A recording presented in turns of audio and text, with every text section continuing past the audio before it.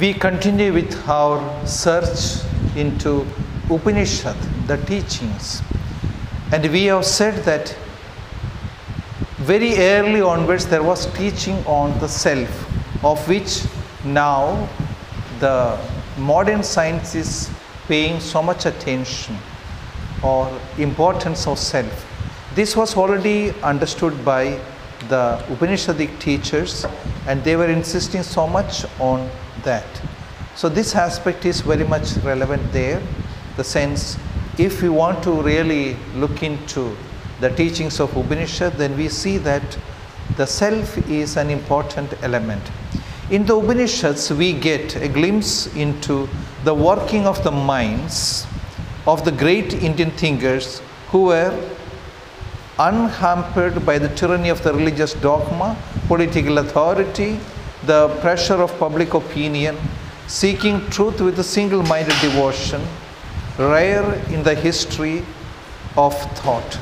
As Max Muller has pointed out, none of our philosophers, not accepting Heraclitus, Plato, Kant or Hegel, has ventured to erect such spire, never frightened by storm or lightning. So what we see here in the Upanishadic teachers is that they were not hampered by the political upheaval or the favoritism, nothing of those sort, but single-minded devotion they worked, rare in the history of thought. So not giving into the public opinion, nor seeking the truth, but seeking the truth with a single-minded devotion. That is something very spectacular in the Indian thinkers. Bertrand Russell rightly said, unless man increases in wisdom as much as in the knowledge, an increase in knowledge will be an increase in sorrow. While the Greeks and others specialized in the subject of man in society, India specialized in man in depth, man as the individual, as Swami Ranganathananda puts it. This was one of the ruling passion of the Indo-Aryan Upanishads. The great sages of the Upanishads were concerned with the man above and beyond his political and social dimensions. It was an inquiry in which challenged not only life but also death and resulted in the discovery of immortal and divine self of man.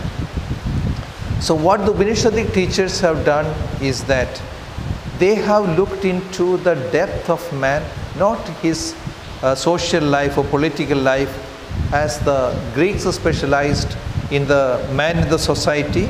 India specialized man in the depth, man as individual, as Swami Ranganathananda puts it. This was one ruling passion of the Indo-Aryan Upanishads. So what we find in Upanishad is man in its depth, not so much concerned with the other aspects, but what is man, who is man, what is his strength or the depth of man. So much so we will find the relation between the Atman and Brahman and insisting so much on that. So that is given more priority or importance. Now what does this Upanishadic teaching has got in shaping the Indian culture? How far does it influence the Indian culture? The Upanishads gave a permanent orientation to Indian culture by their emphasis on the inner interpretation and their wholehearted advocacy of what Greeks later formulated into the dictum, man, know thyself. So if we go into the Western philosophy, we will hear that the best of knowledge or the real knowledge is know thyself. That was what the Greeks much later on learned. But Indians had already developed that. Already they had stuck upon that. Knowing the self is going to be the real knowledge. All subsequent development of Indian culture were powerfully conditioned by the Upanishadic legacy of knowing self or learning about the self. So self was given so much of importance here in the Upanishadic teaching. And in all the teaching, or what they came across, is that you, the self and that of the ultimate reality, it is one and the same. So that was going to be the highest realization, or the real liberation a man would reach, is that knowing that the self, Atman, and Brahman, the highest reality, it is one and the same. Therefore, the whole orientation is going towards that. The teaching is that. That is yourself and that of the Brahman, it is of the same substance and not different at all. So you and Brahman, one and the same. The Upanishads reveal an age characterized by remarkable fervent thought and inspiration. The physical and mental climate that made it possible is the land of plenty that was India. The entire social milieu of the Indo-Aryans was ripe with great potentialities. They had found leisure to think and ask questions. They had the choice to utilize the leisure either to conquer the outer world or the inner world. With their mental gifts, they had turned their mental energies to conquest of their inner world rather than the world of matter and life at the sensate level. So what those great thinkers did was that they had the leisure, the time, and also resource to either conquer the outer world or the inner world. And what they did, they conquered the inner world, that is the self, understanding of the self. So what Upanishadic teaching has done to the Indian culture is that a search within, into the depth. So it's not so much of the outer world what is required, but very much the inner conquering of the inner world. Then these teachings of the Upanishad, they are universal and impersonal. The Upanishads have given us a body of insights that have a universal quality about them, and this universality derives from their impersonality.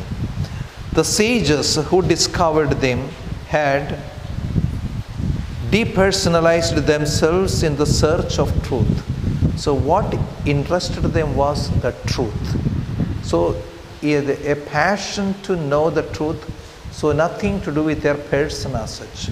So they focused on how to attain that truth. They wanted to go beyond the nature and realize the transcendental nature of man.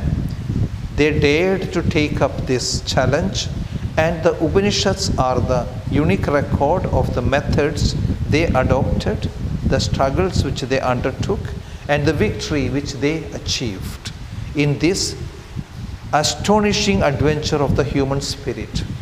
So these teachings reveal to us one fact, that the ability, or man has got so much of ability to dwell deeper, even though so much of convenience were not there, but their mental capacity compared to that of many other nations, it was really great and astonishing. And this is conveyed to us in the passage of great power and poetic charm. In seeking the immortal, the sages conferred the immortality upon the literature that conveyed it. So what was interesting for them is that how to liberate and how to lead the people. Once they attained for themselves the enlightenment, they wanted others also to be known about that, or taught them the ways how to liberate oneself. So it is, the teachings are quite impersonal and universal. So anybody is welcome to dwell upon that. So it is not bound by any religion, bound by any territory. It is universal truth, what they have really mastered or chanced upon. So what they spend time in order to gain more about is the self. And in the modern time, we can also see that people are dwelling or spending so much time in order to know the self. because that becomes the very center of the human activity. So knowing the self or paying attention to self to understand the humanity in its complexity. So this was already done in the Upanishadic times. Already the teachings show us that they had dwelt upon that. Therefore, that gives us a lot of insight into the Indian culture, the Indian religion, and religion which is sharing practically most of the basic precepts which are dwelt by the Upanishadic teaching. So Upanishadic teaching gives, it is the core of Indian philosophy. And most of the religion also share in certain basic principles in the legacy of the Upanishadic teachings. Now, what are the main teachings of the Upanishads? There are some great teachings are there. The main teachings of Upanishads are so called wisdom teachings. So we have said there is a certain period that is called the Sutra Vakya period or Sutra period, wherein the volumes which were written, the commentaries and such great volumes, they were reduced into a few sentences which captured the entire meaning, what were the subject that was dealt in the volumes. So such sayings became really easy to memorize and then remember what would be the teaching contained in the great volumes. So the main teachings of the Upanishads are also called wisdom teachings. They refer to a deeper and higher state of possible being. In total, there are 4 main teachings in the Upanishad. First, Prajnanam Brahma. Consciousness is Brahman. Prajnanam Brahma. It declares that consciousness and intelligence are synonyms to Brahman, ultimate reality, a cause of everything existing.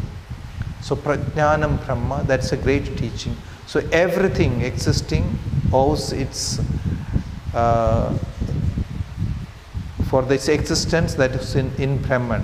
So it declares that Prajnana Brahman declares that the consciousness and intelligence are synonyms to Brahman. Brahman is the ultimate reality, a cause of everything existing. So first great teaching is Prajnanam Brahma. Second is Tattvamasi. That thou art. That thou art. Tattvamasi. Teaches that God and ourselves are one and the same. Tattvamasi, Prajnanam Brahma. Then Tattvamasi. The third one is I am Atma Brahmaha. So this self is Brahman.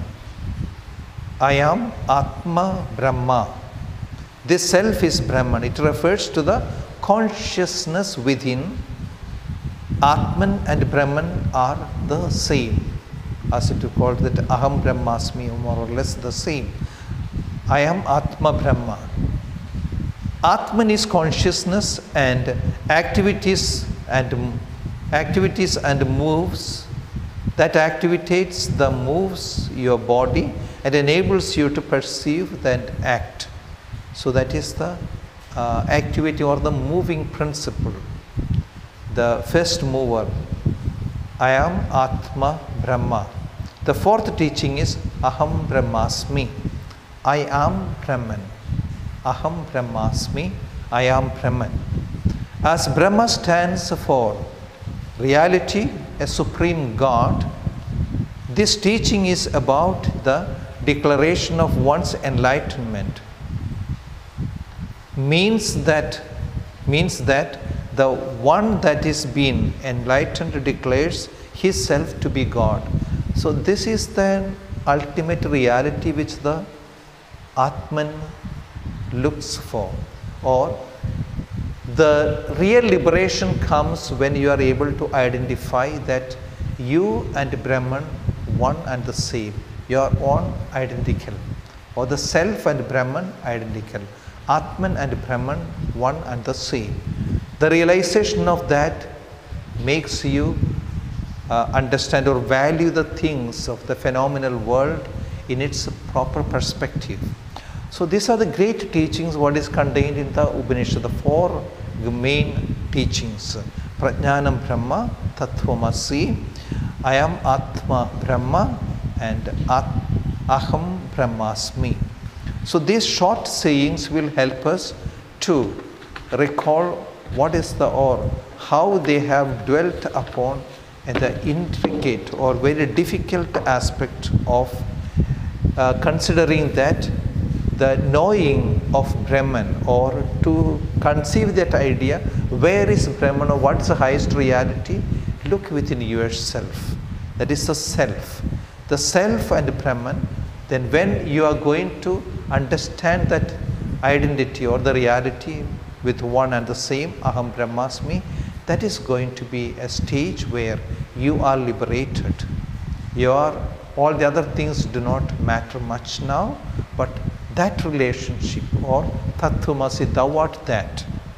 So all this are showing that the reality that is existing and what is in you, the self, they are not two entities but one and the same.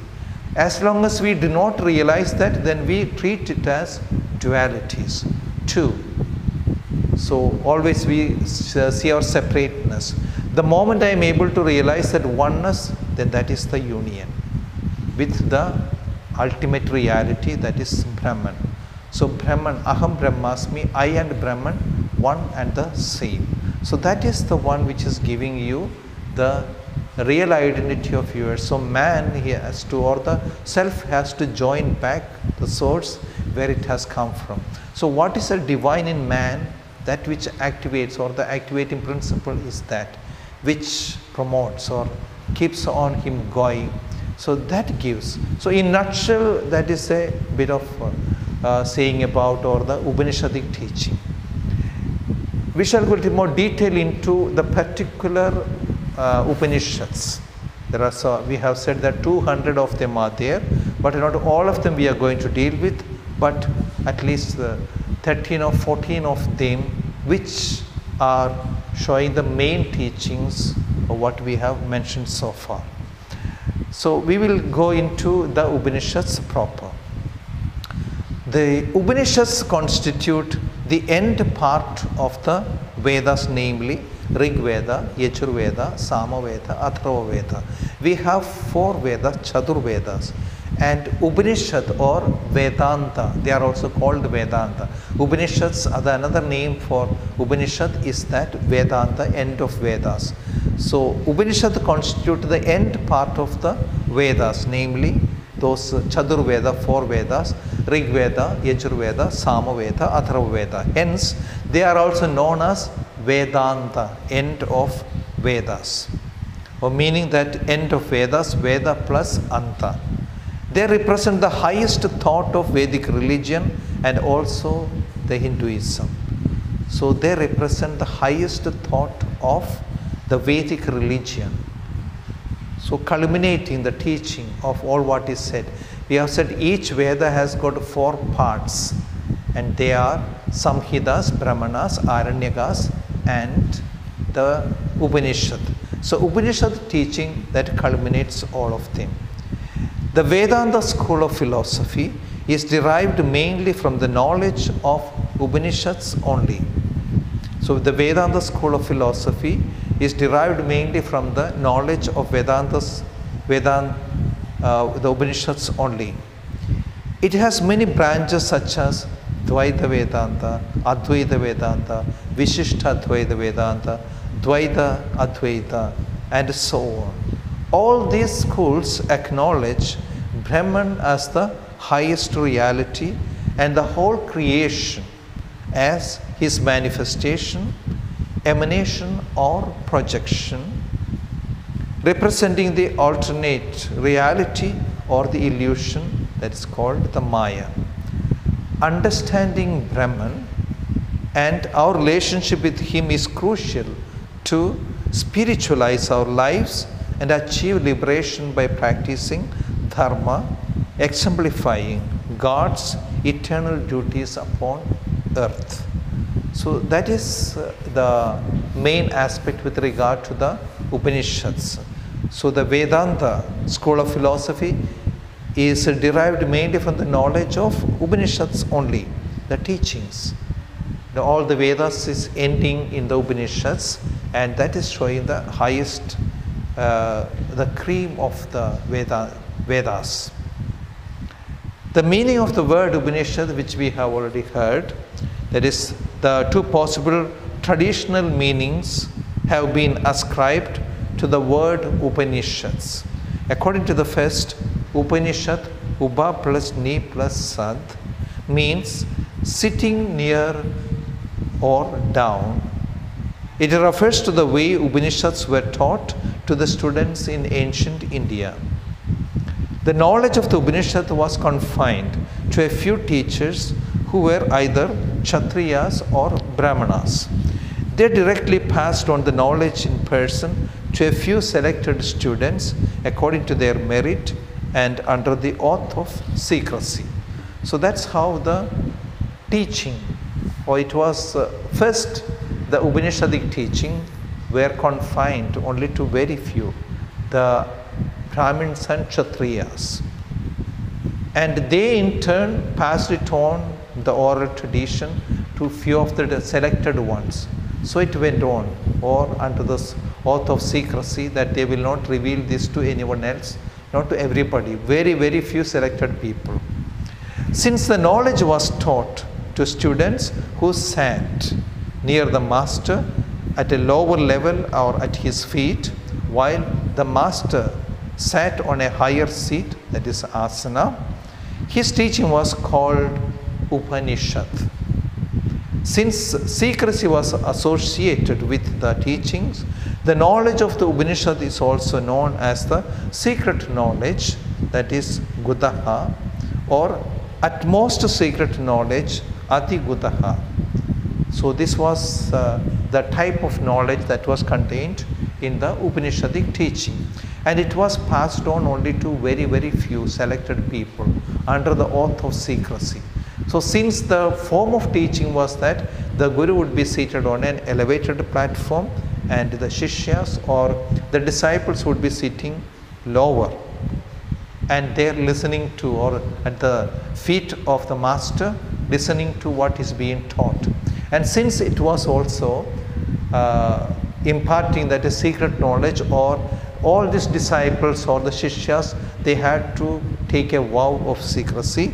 So therefore, this knowledge was also known as secret knowledge, that is Gudha, and at most secret Ati Gudha. So every secret knowledge was attached to the Upanishadic teaching. According to the second interpretation, Upanishad means the knowledge which destroys the bonds of ignorance and leads to liberation. So two classical interpretation is given to the word Upanishads. One is to sit nearby and listen to the teacher, and it is also called a secret knowledge because a secret oath of secrecy was attached to the learning process of this, and therefore it was known as the secret knowledge, or very at most secret knowledge. That is one interpretation. The second interpretation is that according to the second interpretation, Upanishad means the knowledge which destroys the bonds of ignorance and leads to liberation. So knowledge that dispels darkness. The Brihadaranyaka Upanishad, which is one of the lengthiest and broadest, which tells, lead me from, that is Asatoma Sadgamaya, from the unreality to reality. Tamasoma Jyotirgamaya, from darkness to light.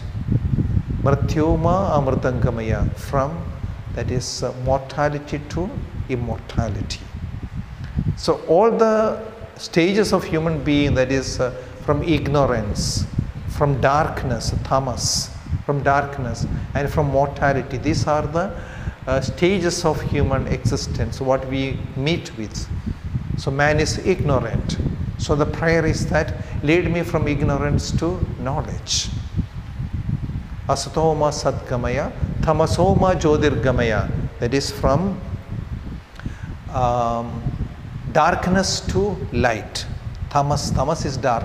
That represents all the what is not known to us, or we are fully in dark and we want to come to light, the knowledge. Then Mrityoma Amritam Gamaya, from death. That is one of the baffling reality which every human being faces, and from that to immortality, no more death. So from death to immortality, that is the prayer, or that is the type of teaching contained in the Upanishads. The knowledge of the Upanishad is essentially the knowledge of Supreme Self, that is Brahman, and the individual self, Atman. So this knowledge, the Upanishadic knowledge, is one of the knowledge of the Brahman and Atman. Knowledge of these two eternal realities considered true knowledge or pure knowledge, that is Sat. In contrast to the worldly knowledge, that is Asat, which is temporary and which leads to ignorance, delusion, bondage, and the cycle of birth and deaths. So there are two types of knowledge, Sat and Asat. Sat, that is the true knowledge, and Asat, that is not the true knowledge, that is the falsity, or the worldly knowledge is known as the Asat. That which is temporary, which leads you to ignorance, delusion, bondage, and the cycle of birth and death is called samsara. Since the knowledge of the Upanishad destroys ignorance, it is considered liberating knowledge. In his commentary on the Taittiriya Upanishad, Sri Shankaracharya suggested that Upanishad meant that which led to the highest bliss. What probably meant was that the knowledge of the Upanishad would lead to eternal bliss by destroying bondage and suffering. So what human being is aspiring for is to get away from the world of bondage or suffering, disappointment, or such things. How to overcome all that? How to tide over? So that is the real knowledge. The real knowledge of really understanding what is this suffering, what is this bondage, how you will be able to overcome that. So these are the main things which are dealt. So there are two interpretations we are being given. One is Upanishad, sit nearby to the teacher, or sit near to the teacher listening. Other one is the knowledge which dispels the darkness, the knowledge which destroys the bondage or ignorance, and thus takes you to the freedom or the liberation. So there are two types of knowledge, Sat, the true knowledge, Sat, and the worldly knowledge is called Asat, which is temporary and leads to ignorance, delusion, bondage, and the cycle of birth and deaths. So that knowledge is Asat, the negation of the true knowledge. We can give a third interpretation to the word Upanishad. A third interpretation is possible, which leads to the same meaning. Upa, which is usually used as a prefix to a verb or a noun, has several meanings. It means an advice or an instruction of a teacher, reverence or worship, and nearness to proximity in space, number, time, or degree.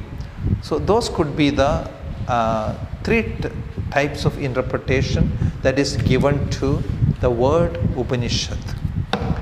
Traditional interpretations of Upanishads take at least meaning into consideration, the last meaning into consideration.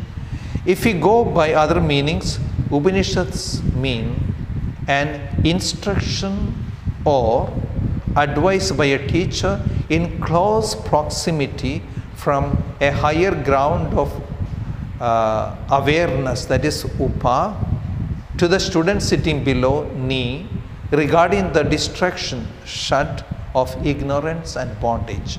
So we can combine all the three interpretations into. So traditional interpretations of the Upanishads take the last meaning into consideration. If we go by the other meanings, Upanishads means an instruction or advice given by a teacher in close proximity from a higher ground of awareness, upa, to the student sitting below, ni, that is regarding the distraction, shat. So Upanishad, of ignorance and bondage, shedding the ignorance and bondage. So that comprises the whole aspect regarding what is Upanishad. So we can have a three interpretation, and finally we can bring all these three into one. That is an instruction given by a teacher from a higher ground of awareness, that is upa, to the students sitting below, ni, regarding the distraction, shat, of ignorance and bondage. That gives us a bird's eye view regarding what is Upanishad, or the importance of the teaching of Upanishad.